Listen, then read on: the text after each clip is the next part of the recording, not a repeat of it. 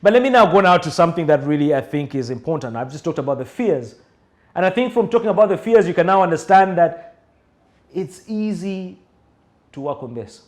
And again, guys, like any skill, be it a sports skill or a DJing skill or whatever skill, filming skill, for you to become better, for you to become really good at what you're doing, you have to constantly, back and forth, focus on practice. Practice, practice, practice, practice.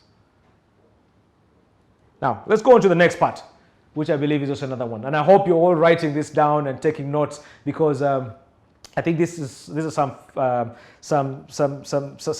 nuggets and pointers that can support you in your journey of public speaking.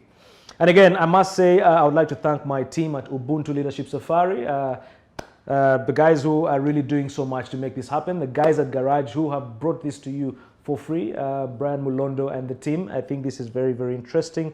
But also, I want to thank, in a very special way, Robert Kabushenga for the 42 days of mentorship that have been very instrumental for many people out there. Now, let's talk about what makes a great speech.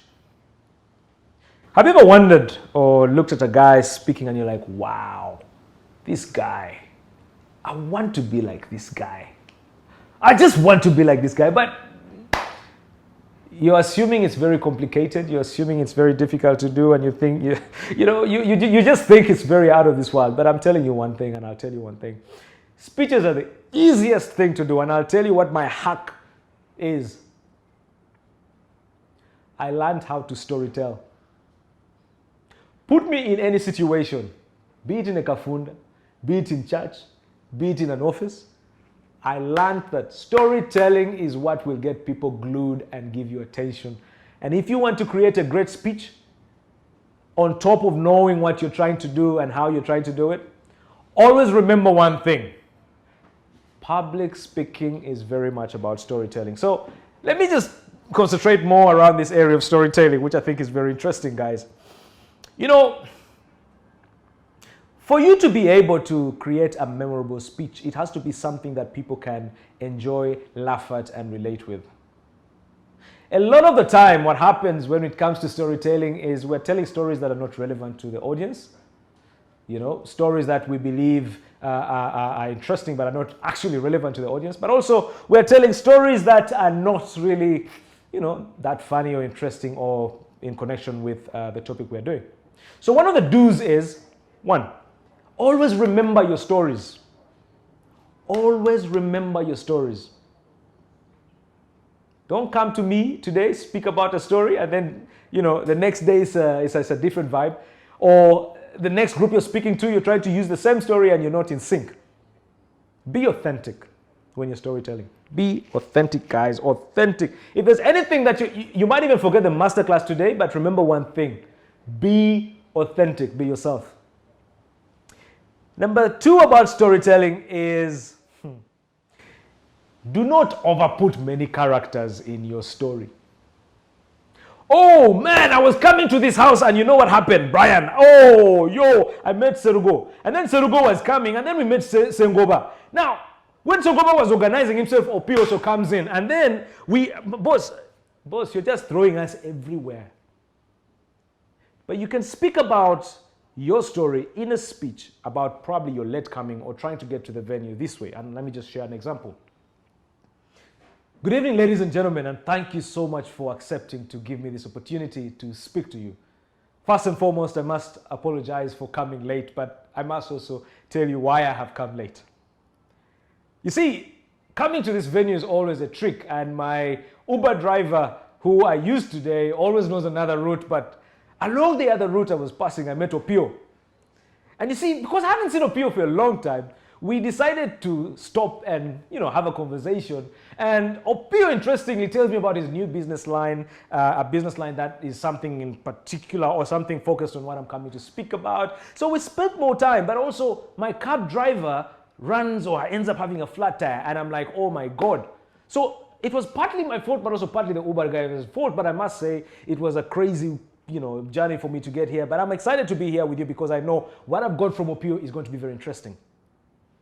You'll remember that story. I haven't talked about Sengoba, who I met before getting onto the cab, or Jara, who I met while walking to the stage, or whatever. But also the beauty about that is that it creates a connection with, between you and your audience. But also storytelling is quite interesting because it drives a point home sometimes. I'll give you a simple story that I always use whenever I'm speaking about value. One of the things I'm very passionate about, especially in our leadership training at Ubuntu Safari, is to say it's important for you to add value to yourself, because the moment you do that, success is inevitable. And how do you add value to yourself? I'll tell you a story of how you add value to yourself. There are two gentlemen, Ojara and Opio. Forgive me if you're Ojara and Opio and you're on this call, but this is just for presentation or illustration purposes. So Ojara and Opio leave university and go into the same job. And when they go into the same job, 1 year goes, and after 1 year elapses, Ojara comes and talks to the manager and says, boss, I have just seen Opio being elevated. He's now promoted. We came at the same time. We did the same course. I mean, we have the same skill. And because the manager doesn't want to complicate things with so many explanations, what he does is he sends the two guys to the marketplace. When he sends them to the marketplace, he tells them to buy watermelon and gives each of them 10,000 shillings. When they all go to the marketplace, Ojara runs back with 2 watermelons and balance of 2,000 shillings. Gives it back to the boss and says, boss, the market was crazy. Can you imagine when we got there were no watermelons? But anyway, I managed to get 2, and here's your balance. I don't know if we shall get tomorrow because they get over quickly, but I think we shall try our best. After about 30 minutes, in comes Opio. Opio comes with 2 watermelons, no balance, but tells his boss, you know, boss, it's been a tight one. We have been in the market trying to look for watermelons. Anyway, what I did was I bought these 2. And because I realized that watermelons run out fast, I decided to give the balance to the gentleman who sells us the watermelons, because it is the best way we can book for tomorrow's watermelons, but also it creates a relationship with us so that, you know, he keeps, first of all, focusing and think about us before he sells off to any other guy. So that's what I did. So the boss says, ooh, Ojara come, Ojara come. Ojara, listen to Opio. Now, you've listened to me talk about that story. If I use that story to speak about adding value to yourself so that you are more valuable in your workplace, that story drives the point home as compared to me just speaking about it and not really articulating it as much. So that's a little bit about the do's of storytelling. And by the way, storytelling, do not copy people's stories. If Brian Mulondo has told you an amazing story from his Chidula, that is his story, because you will not be able to articulate the same story the right way. Use your own stories. Remember to be authentic, and again, do you. The don'ts. Continue. Do not steal people's stories. Be authentic. Try and do you. Be the best you can be. Body language. You see, if I am coming to speak to you and I am standing like this and the microphone is here, I've already discounted you if I see you on a stage speaking to me like this, because one, your posture alone is a posture of no confidence. You might want to be humble, that's okay, but you're not confident at all. Whereas if you had your shoulders and you are speaking in such a manner, I just see confidence in you. The crowd sees confidence in you. So your posture is very important. Very, very important. How you stand, how you walk into a room, how you stand in a room, how you connect with the crowd. Very important. But also on this same conversation about body language is the body placement. You know, a lot of the time, if there's a podium, especially like in a church setting, there's a podium here, people will stand around the podium, the whole time, not moving, because they believe that the podium is, protecting them from the crowd, It's an easy way to keep yourself away from the crowd. So you adjust on the podium and you're trying to keep away, but it doesn't help with connecting with the audience. And eventually what happens is that the audience starts disconnecting, sliding away, and moving away. The other thing I wanted to talk about is your arms, your body language. How do you use your arms? Body language, how do you use your arms? Are you just like that? Are you like that? Or are you, Because you see, 33% of your public speaking and engagement is body language. 33% is body language. So let's say you're speaking very well, but your body language is weak. It's very hard for me to take that in. So ideally, I've already discounted 33%. And then the words you are using are not very coherent or whatever, but you're speaking with a lot of verbosity, so many percentages are also off that.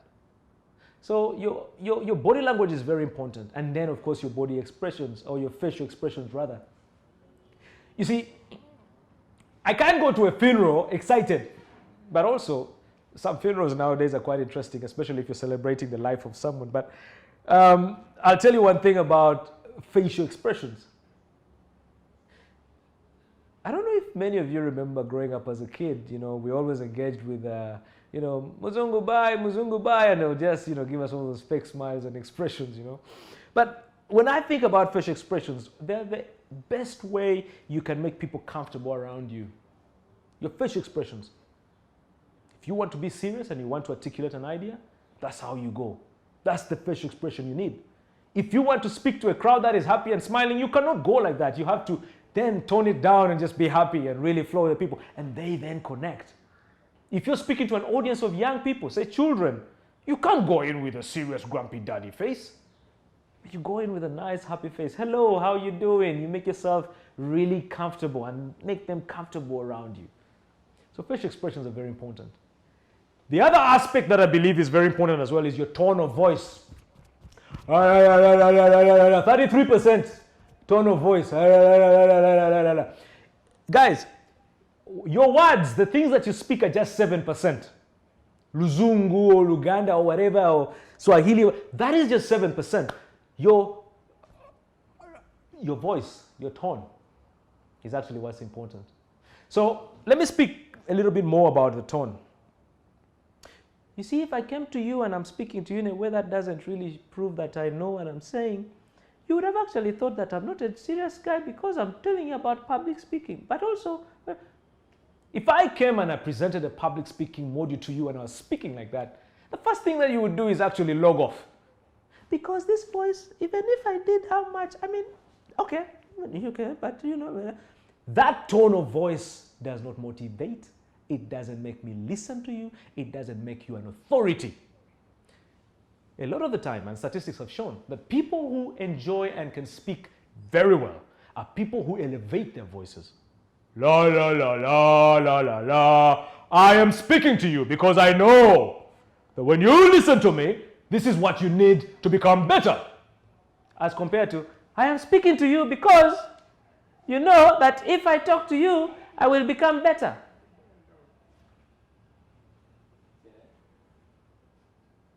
So, your tone of voice is very important.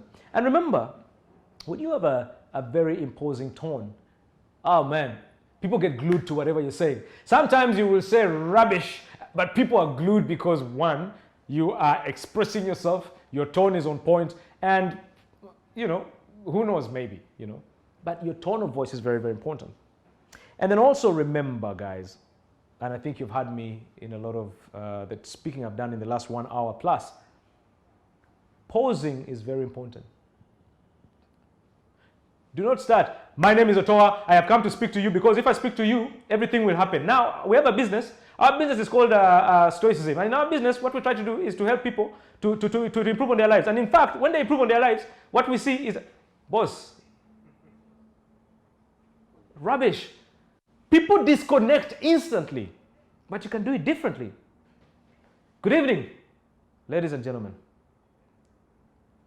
My name is Tony Otoa, and I have come here to share with you what I do. I do something in the realms of Stoicism Something I believe in and something I know at the end of it all you will like. With me is my team. I have John, I have Robert, and these guys, you see the difference? But also, pace can also be seen in a very bad way if you're very slow. Hello. My name is Tony. I have come with my people. We like stoicism, and even when we are talking, boss, again, the audience is off. You have to be able to impose yourself. Listen, guys, the moment you're given an opportunity to be on the stage or to be in a room and you're the one speaking, it's what a Muganda says, akatala, kalikugwe. The spotlight is on you. It's your time to shine. It's your one moment to express yourself the best way you can. So pauses are very important. And pauses, in my opinion, are also crucial in terms of your pace. Don't be too fast. But again, I also must say, when you are trying to speak about, or when you're invoking emotion into a certain situation, a faster pace might be great. And I'll show you an example. Let's assume I've won an election victory. And people are shouting and I want to, speak and really make it firm and get them hyped and whatever. This is how I'll speak. My people, we have done it. We knew we could make it, and today it has happened, and I thank everyone who has come here because today is a great day and we have proven that we are the greatest guys out there. I need you guys to understand that this moment, but let's imagine it's an organized speech, and I'm giving you a second scenario. My guys, thank you very much. We have won. We have won, and thank you very much. In fact, I told you we were going to win. You do not inspire people when you do that. So again, the fast pace is okay with that. But now let's go to a funeral setting. Now in a funeral setting, you're not going to go with the hype. You'll have to tone down and acknowledge what's happening, which is a sad situation. And usually, dear mourners, ladies and gentlemen, we are here not because of anything we are happy to be about. We're here because of the demise of a great friend, a great family member, someone we have always loved and will still love despite him going away. That's a funeral setting. Calm, mellow, connecting with the emotions that are happening in the room, and more so connecting with the audience, getting the audience to appreciate that you are actually in the same predicament as they are. You don't go with, hi guys, man, this guy, man, oh my God, man. Anyway, we are here to, guys, it's not a disco. So always remember that your audience is very, very key. So those poses, the pace, you're breathing, and more so your pronunciation, punctuation. Those are very important in getting your speech to become an attractive thing at any situation that you're in. Then the other thing that I think is also very crucial is the pitch of your voice. Now I know some of us have naturally high pitches or low pitches, but I'll be honest with you, the pitch of your voice is what will also create that attention to you during your speech. If you are just talking like, oh man, you're so irritating. Everyone is like, oh my God, when is this guy getting off the stage? Or you're very calm, then you are using the right pitch, the right pace to speak to your audience. People like that, and people will always associate and stay attracted to you while you're on the stage and able to do this. Now, the other thing that I also found very important is your volume. If I started speaking while I was speaking to you guys in a very small volume and not really articulating and all that stuff, you would be turned off. Your volume and how you speak on the stage is very important. Let's imagine a scenario where we have no microphones and you've been asked to speak in a village, for instance, or a village gathering, for instance, and you have to project. I want to try and project or give you an example of projection. I hope it won't get or be very loud in your screen, in your computers or phones. But you see, when you are speaking, you have to be able to make sure, that the last guy can hear you. Now, you don't shout. It's not about shouting. It's about projecting your voice. There's a difference between shouting and projecting your voice. So your volume is very important, and that will be very, very crucial. But for many people who have not gained the confidence of speaking without material or speaking without anything, it's very important for you to understand that your visual cues are going to be very important. Your PowerPoint slides, very important, but also your props. The things that you can actually walk onto stage and use to make your point delivered. And that's very important. So the visual cues and props, very key. And a lot of people I have noticed usually have these small cards. And in these small cards, they write the points that they want to articulate so that they don't forget. And usually what happens is while they're making their speech or presentation, they will go to the next card and do the same. That's okay. The only problem with that is that there's a probability that you won't memorize what you're trying to put out there, and you're going to focus so much on that. And God forbid one of the cards gets mixed in the other cards. You're instantly thrown off balance. So it's important for you to, one, memorize your speech or your presentation and be able to articulate it the best way you can. Own it.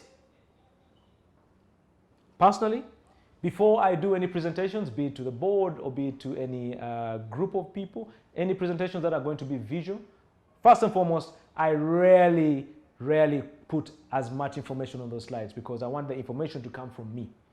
I want the attention to be on me. When you put too much information on a lot of these visual slides like PowerPoints, people will end up focusing on the PowerPoint and will ignore you as a presenter. When you walk off the stage, no one will remember you. So think about that. I always say, at any situation or given point, be it a situation that has thousands of people, many people will never remember what you wore, what you looked like, whatever. But the moment you speak and articulate yourself and express yourself on stage, oh boy, they might forget the conference, but they will never forget that guy who spoke like a giant. And that is what we want to do in these masterclasses as we proceed.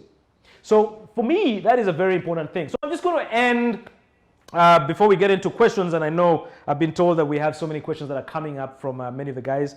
I've spoken so far for 1 hour, close to 1 hour and a half, and I'll tell you one thing that's very important. For you to be the best speaker out there, it's important to understand that there are 3 magical P's: preparation, practice, and performance. So let's start off with preparation. See, when you start preparing for a speech or preparing to speak to a group of people or communicate to a group of people, the first question that is going to be asked by yourself is, who's the audience? So am I going to use the same conversation or the same speech that I used at my children's school, at a university situation, also at a corporate event, or am I going to understand that the audience is different, and because it's different, I have to change and prepare for that? What's the purpose of my speech? Is it to convince people? Is it to rally people to be on my side? Is it for customers to buy my product or idea? Is it for people to acknowledge and enjoy what I'm communicating to them? Very important for you to understand that understanding your purpose of the speech before you go on there is important. And then, of course, how are you going to deliver it? Now, if I told you that this public speaking mentorship planning was started about 2 weeks ago, or 3 weeks ago rather, it took us a lot of immense preparation. We were wondering who's going to be our audience. And then, of course, the question of what is the purpose of this thing? Why are we doing this? And then, of course, how are we going to present it? And now we are live to you. And this is, of course, also going to be recorded and placed on our YouTube channel. But this just goes to show you that it's important for you to prepare before you go out and create or make a speech. Remember, I talked about impromptu speeches where they just call you up and ask you to speak. It's also important for you to understand that it's important for you to keep practicing and waiting for that moment in preparation for being called up to speak. But there's 5 fundamentals I like to talk about, and I call them the SMART fundamentals. Number 1, select your material. So in preparation, select your material. Do some research. If you're going to speak to, say, bankers, and you're going to speak to them about the insurance world, how much of an authority are you in that area? How much preparation have you done in terms of researching or using the best communication channel to speak to them about the same? How many examples have you come up with that can articulate your idea to the bankers? Very key. Number 2, map and outline. Let me just give you an example. I have come to speak to you about Coca-Cola, and I know Coca-Cola is something that is good for you. And sorry, I forgot to begin. My name is Tony. I've come to speak to you about Coca-Cola. You're all over the place. So map your outline. Know what you're going to start with. Structure it. Get to the belly of the conversation. Get to the summary. Conclude. My name is Tony Otoa. I'm a representative of Coca-Cola. I have come to speak to you about our products, and I believe if you bought into our products, it's one way that you can actually enjoy yourself, because our products are, number 1, quality in the country, and I believe that these are great for you. Introduction, the belly. So when you use our products, we have a several variety. We have a great range of products. We have Coca-Cola, Sprite, and all of these other things that I believe are great for you. What we can do is we can actually customize it for your company. We can bring in 5 crates every week. But we also have the plastic packaging, which we believe is also good for you. For the guys at home, what we can also do are the small bottles that I believe are great. They retail at this price. That's the belly. Conclusion. So I think what you have seen is, our great product line, and you really see that we've come to provide you value by coming to you to bring this to you. So you've created that. Then the final bit. So I hope you've enjoyed our presentation, and we hope to hear from you soon. And we hope that the next time we're hearing from you, it's about delivering our product to your house or your business. Not the other way around, where you start from the middle, you go into the end, come from the end, go back to the middle. Very disorganized and unstructured. So map and outline. Number 2, attention grabber. I love this. I love attention grabbers. But I'll be honest with you, you need to also be witty or smart about how you use them. Just because Opio has used an attention grabber and it worked for him, doesn't mean that it will work for you. Let me give you a simple example about attention grabbers. And some of these can also be props.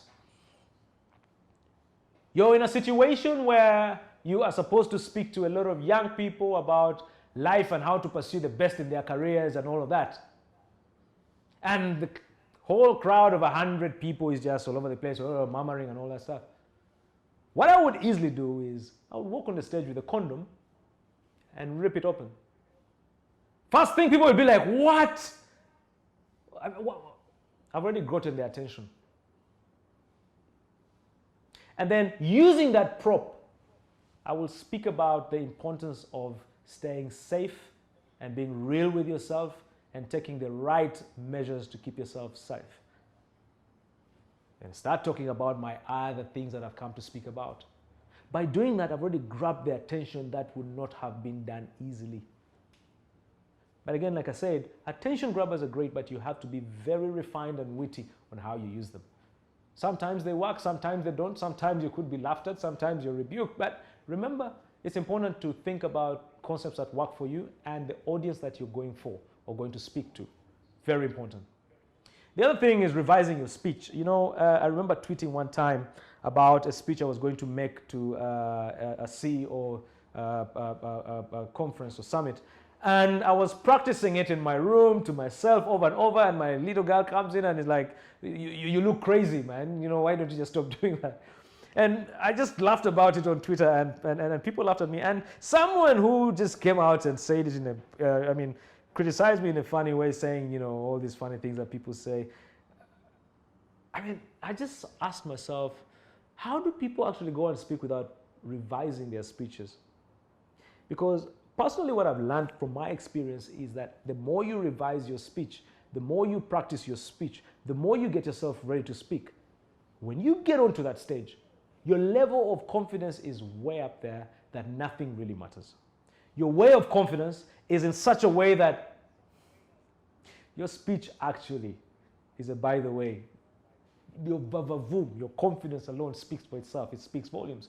And that's very important. But that comes from revising, practicing, practicing, practicing.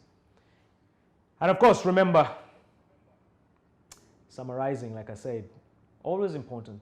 For you to make your speech memorable, think about summarizing. But I have used this my own way because I believe these are my hacks that I can use and that you can use as well and that can work for you. Now, talk about practice and going back to practice alone. You see, practice is quite essential because one, it makes you confident like I mentioned before. Practice alone. Practice in front of people. Find a way, be it at your children's school or nursery or wherever, or church or whatever, to say something in crowds. Be able to articulate these issues and get them out there and get yourself really doing it the right way possible. So the more you practice, the better. There's some guys who I'm told go the extra mile of even doing a dress rehearsal. You dress up in the suit or the attire you're going to use on the day, and you really look at the mirror and talk to yourself and get yourself inspired. There's no problem with that. It's a great drive. It's a great move. And I'll tell you one thing for sure.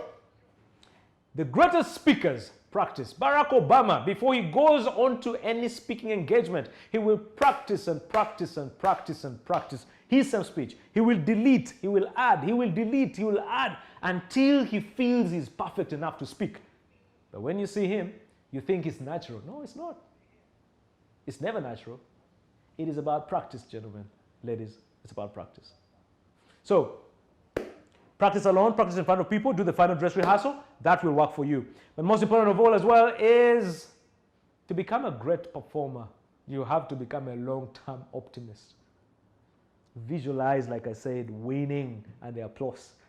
You see, when you visualize winning and applause, trust me, even if you go into a situation where people are really mad and do not want to listen to you, but you go in with the visualization that they will, at the end of the day, be on your side, or some of them will be on your side, that becomes easy in terms of how you perform your speaking or your public speaking. So it's very, very important for you to understand that visualization is important. Being an optimist is very important as far as public speaking is concerned. When you get onto a stage feeling I am not good enough, you get onto a stage saying I could have been better but I'm not yet prepared, boy, oh boy, you're going to fall down. So like just like my producer says, man, Brian Malondo, man, things will go down if you're not prepared. So always remember that your performance is based on that visualization winning. And then of course, this might sound funny, but if you're going to speak, avoid heavy drinks and food.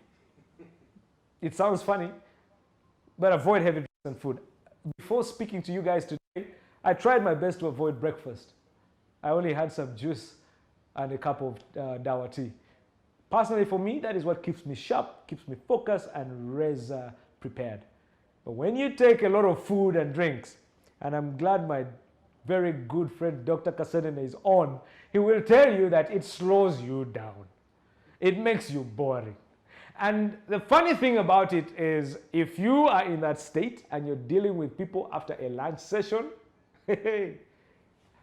now both of you are going to struggle, you and the audience. So think about it and how you can do it, because I think it's very important for you to know yourself and what works for you. But finally, I think also what's very, very crucial in this whole aspect of public speaking, and something that I believe this masterclass should emphasize, is it's important for you to always reflect on your performance. Go back and see how you've done.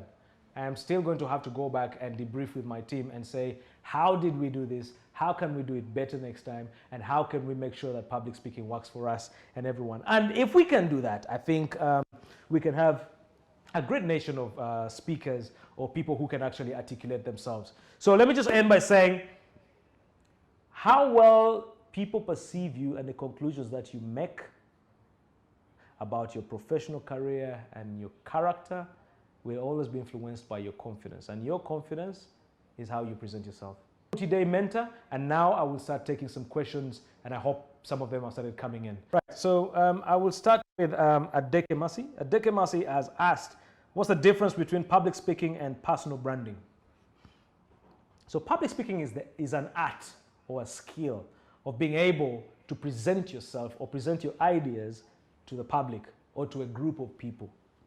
It is the ability to communicate effectively in a way that people can listen and follow and also take on your idea that you're trying to, portray. Personal branding, on the other end, as an individual, how do you want to be portrayed? How do you want to be seen by the public? What do you want the public to think of you? I'll just make it very simple. Social media is the best way to go. What you post on social media, what you say on social media, how you deal with your social media issues and how you abuse and insult or how you congratulate people contributes to your personal brand. Because if I met you outside, that is what I know of you as an individual. So personal branding is a lot about the small things we do around ourselves or our lives, be it social media or in groups or in different places in society, which make people perceive us a certain way. Tony Otoa, if I want to build a personal brand of, a professional speaker, a speaker or a guy who is very good at public speaking and wants to, I will try my best to center myself around a lot of these things that, are concerning public speaking. If I want to be seen in the light of leadership, I will also focus very much around that. Most of my posts will be around leadership. Most of my engagements and my perceptions or people's perceptions of me will be about leadership and public speaking. So that is a personal brand, and that hopefully explains the difference between public speaking and personal branding. Talk about, this is from Mary Opolot, talk about people who naturally have small voices. There are voice coaches who can support you to make that small voice very influential. You see, one thing that I have learned about life is always a learning journey. I do not think I'm the best public speaker. In fact, I am a learning public speaker. Because I always say that the moment you assume that you have arrived, that's the beginning of your failure. So I will tell you one thing. There are coaches, and I had to use a coach to mentor me to become who I am. And I still use a coach on a daily basis. And I have coaches for my business. I have coaches for my personal life. I have religious coaches. So voice coaches are also available and they can support you. But also what we want to do at Ubuntu is to help you project your voice. You do not have to have a small voice. You can make that voice come out. So it's possible. So Mary Opolot will help you do that. What is your comment on people who switch accents just to sound cool when making public speeches? Is it a good practice? Francis Obita. Yo, producer man, I gotta tell you that this speech, is just going down, man. But anyway, I'm here to tell you, guys, authenticity. People like authentic people.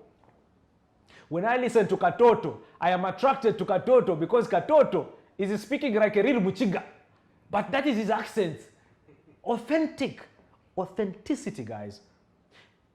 The problem is, and especially with changing accents, you get onto a stage. Hi guys, how you doing? My name is Tony Otoa, and man, I'm just trying to get this idea rolling. And what I'm seeing is, I am gonna. You can't even do the gonna go. You understand? Stick to, my name is Tony Otoa, and what I'm trying to do is be real, be authentic.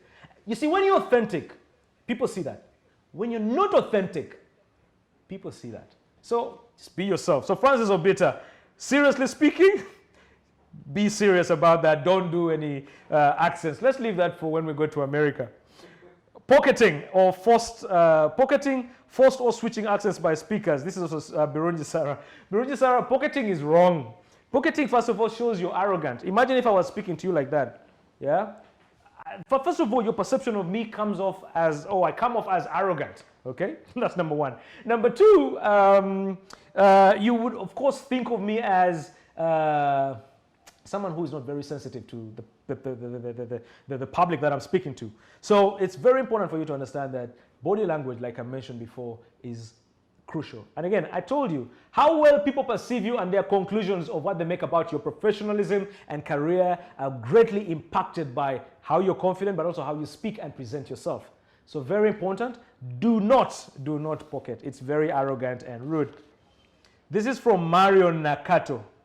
If one does not have opportunities for public speaking, what are some of the ways of ensuring that we've learned today that does not become obsolete? Mario Nakato, let me tell you something. It is okay to even speak to the kids at home. Speak to them, tell them stories. Get that out of you.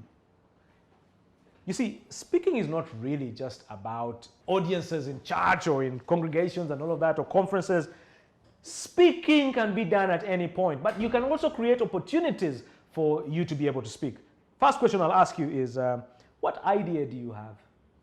We all have ideas as human beings. We all have reasons or things that we believe in. We have ideas that we believe, if we tried them out, can change our lives or change the lives of other people.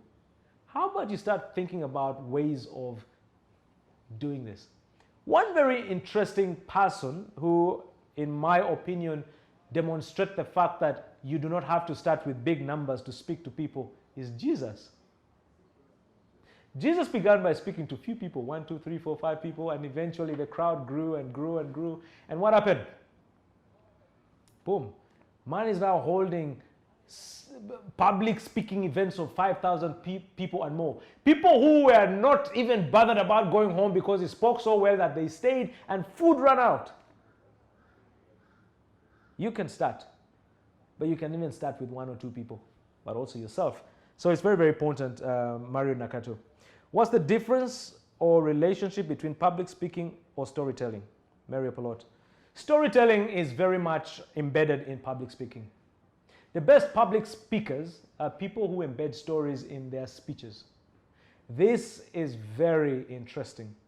You see, people can always forget a speech. People can always forget anything about a presenter. But when you embed a story, people will always remember that presentation and will always remember you as a presenter. I'll just give you a very simple example. You know how you go to a conference? And when you're at a conference, you know, we have this bougie thing of throwing around our business cards to each and every one around us and whatever, and we never leave anything about us. Interestingly about storytelling is whenever you meet people or in a speaking engagement, you speak about yourself in a way that tells a story. You speak about something phenomenal, or you speak about something that's in relation to the person that you're going to give the card. When you're doing your follow-up 2 months after, you know, you're emailing the person to say or ask how they're doing, you don't want to have a reply that comes, who are you? You want to have a reply or response that says, oh, Tony Otoa, the guy who talked about the guys who were running up the hill. How are you doing, man? How do we connect and how do we do business and so on and so forth? Because storytelling, you know, people are very visual, and storytelling is one of the best ways to visualize a situation or an idea. Storytelling is very, very important. Shed more light on the styles and types of speech. I mentioned before, you have the impromptu speeches, and you have the manuscript speeches, and then of course you have the ones that I've just kind of presented today. Now, these we can delve in for the interest of time at a later phase, but I'll just say that like any other type of speech, unless it's impromptu, you have to get yourself prepared. You have to develop the right material. You have to plan on who you're going to speak to, how you're going to speak to, and you also must plan, most important of all, how you're going to deliver it. Very important. The other question is, what do you do if you find out that the talk you gave to a group of people sometime back because of evolving trends was misleading? This is from Andrew Yahweh. Andrew, I'll probably use the story of Hitler. Hitler and his group were the most misleading individuals the world has ever seen. They used propaganda to push an agenda which was very sadistic. And unlike many people, they died. I think as an individual, you have an opportunity to redeem yourself. I always say the pinnacle of wisdom is when you can change your ideas when you're presented with facts. It is stupid. If you stick to yourself or how you do things, yet facts have been presented to you that actually show that you're wrong. So the pinnacle of wisdom is how you flip from all of that to articulate what you're saying the best way you can when you're presented with facts. So Andrew Yahweh, that goes to you. Right. The other questions I'm getting is, how important is the first impression for a public speaker? I believe much as one has a good speech, the first impression matters. Laban Kwezera. First impression. Let's assume, Laban, you're going to talk to a lady. You're going to try and woo her. The first thing that will happen is you will get into a situation of failing to articulate your ideas. You will fail to be confident and you'll fizzle out. What public speaking does is simply to say, you go in prepared and you go in with the confidence. People see and smell confidence. And when people see and smell confidence, they're associated with that. It attracts them, or it attracts and makes them also believe in your message. The only way I can believe a message is if the person carrying the message is articulate and can actually explain it the best way they can. We have seen this with a lot of salespeople. You go and try to do a sell, but you actually can't articulate yourself. Public speaking helps you do that. So first impressions are very important. How you show up is very important. Showing up and how you show up is pretty much, in my opinion, 50% of the job done. How you show up. Then the rest can follow. Pamela is asking, advice to a lady who is presenting in terms of dress code and posture. I have spoken about this before, but again, it depends on the crowd that you're speaking to. My dress code today is relaxed. It's a Saturday. We're having a masterclass. I wanted it to be very informal and nice for us to engage. That's why I dress like this. If I was doing a masterclass for corporates in some building for 2 hours, I would dress in my suit and show up.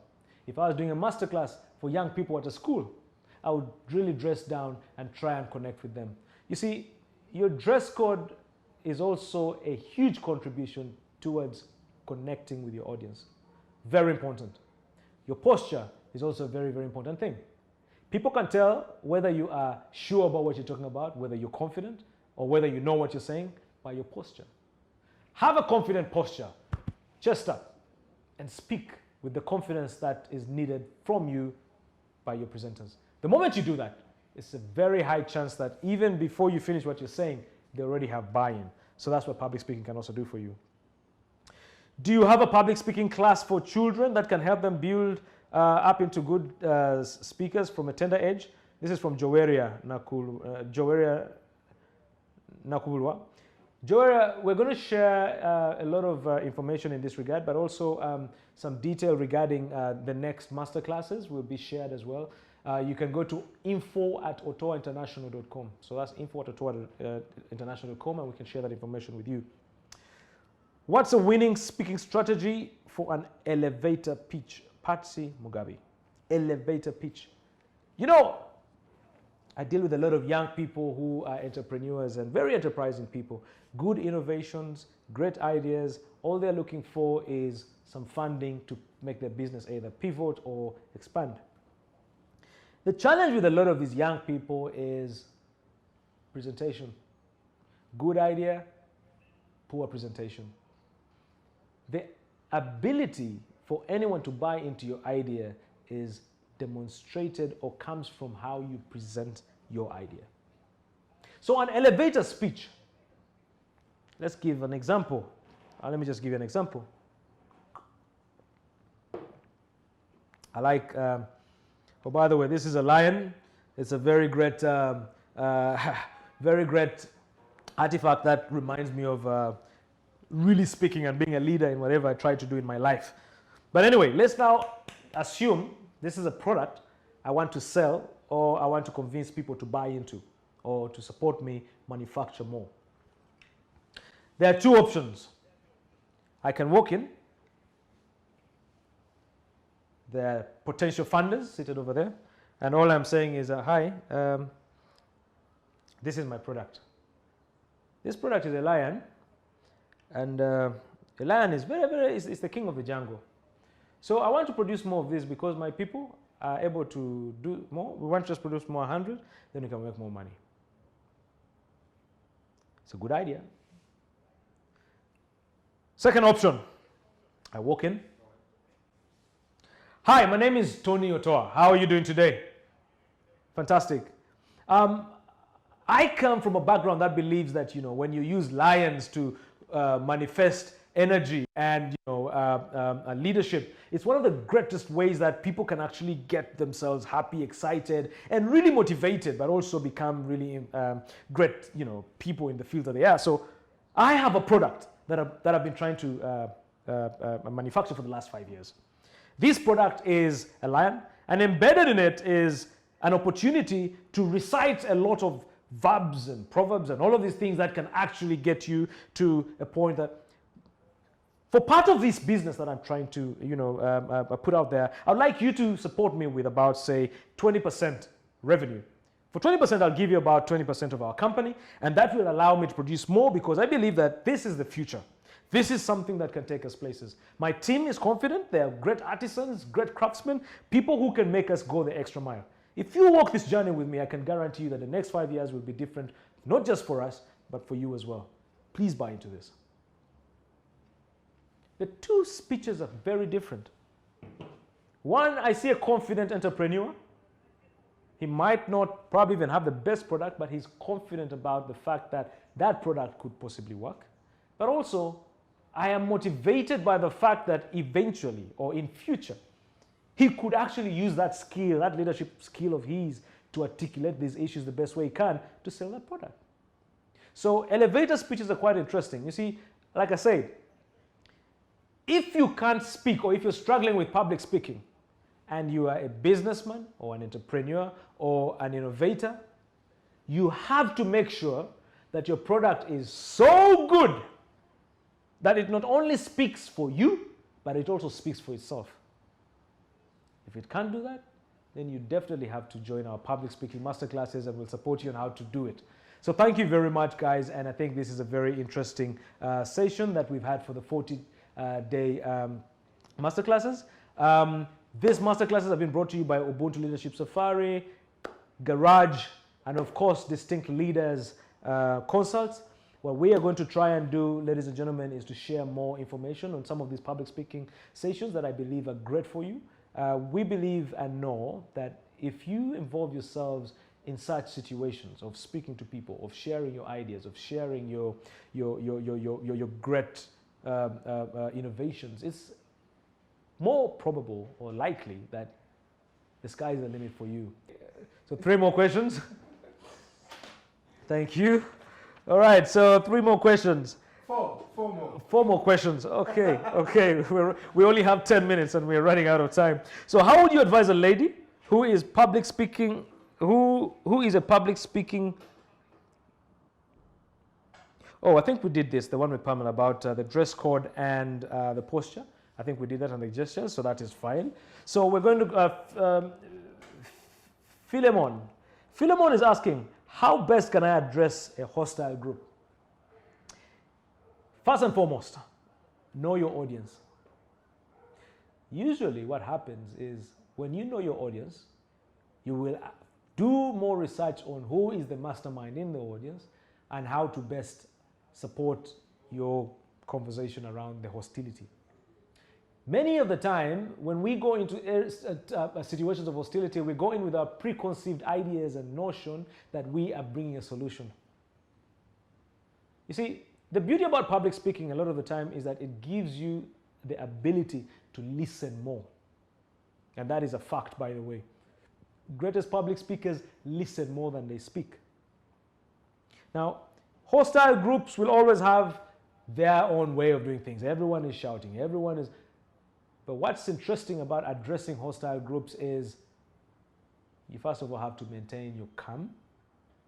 You first of all have to acknowledge that, one,